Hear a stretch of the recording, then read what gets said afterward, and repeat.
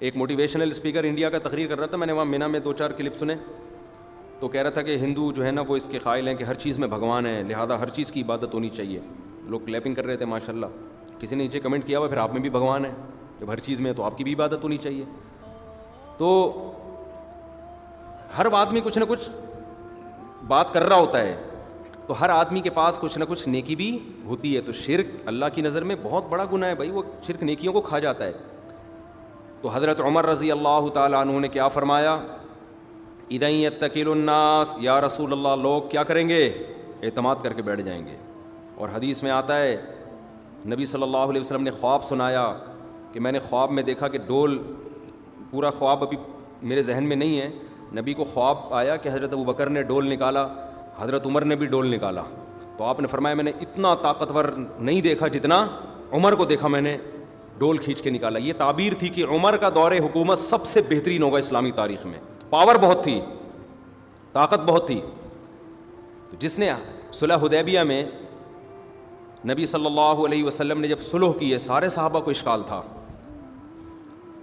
کہ بھئی ہم دب کے صلح کیوں کر رہے ہیں، ہم عمرہ کیے بغیر احرام کیسے اتار دیں، احرام باندھ کے بغیر عمرہ کیے احرام کھول دینا ایسے جیسے نیت باندھ کے نماز توڑ دینا سلام پھیرے بغیر، یہ تو بڑا ایک شریعت میں بھی جرم سمجھا جاتا ہے.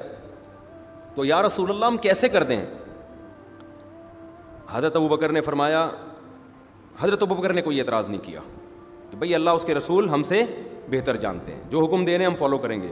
حضرت عمر غضبناک ہو گئے، یا رسول اللہ کیا آپ اللہ کے رسول نہیں ہیں، کیا ہم دین برحق نہیں ہیں.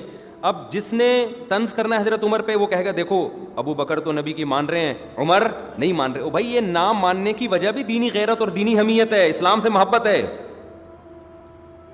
کیوں حضرت عمر یہ سمجھ رہے تھے کہ عین ممکن ہے یہ نبی کا اپنا اجتہاد ہو، یہ اللہ کا حکم. بھائی ایسا بھی تو ہوا ہے نا، نبی صلی اللہ علیہ وسلم نے خود ایک رائے دی ہے، اس میں وحی کی اس سے تائید نہیں ہوئی. تو آپ یہ سمجھ رہے تھے کہ یہ نبی کی اپنی ایک رائے ہے، تو وہ سمجھ رہے تھے آپ بشر کے طور پر ایک رائے دے رہے ہیں. تو بشر کے طور پر جب آپ صلی اللہ علیہ وسلم کوئی رائے دیں گے تو وہ صحیح بھی ہو سکتی ہے اور غلط بھی ہو سکتی ہے. ہاں غلط رائے پر اللہ نبی کو قائم رکھتے نہیں ہیں، اس پر علماء کا اجماع ہے کہ نبی اگر بشر ہونے کے ناطے کوئی رائے دیں اور وہ اللہ کے علم میں غلط ہو تو وحی کے ذریعے اس کی اصلاح ہوتی ہے، کیونکہ ہمیں حکم نبی کو فالو کرو ہے نا. تو اگر نبی کی رائے غلط نکلی تو ہم فالو کیوں کریں گے اس میں، تو اس لیے اللہ اس رائے پر نبی کو قائم نہیں رکھتے. تو حضرت عمر کا خیال یہ تھا کہ نبی جو کچھ کر رہے ہیں یہ آپ کی اپنی ذاتی رائے کر رہے ہیں، لیکن اس میں ہماری کمزوری دشمن کے سامنے ظاہر ہو رہی ہے. دشمن یہ سمجھے گا کہ ہم غلط ہیں، ہم نے کمپرومائز کر لیا ہے، ہم حق پر نہیں ہیں.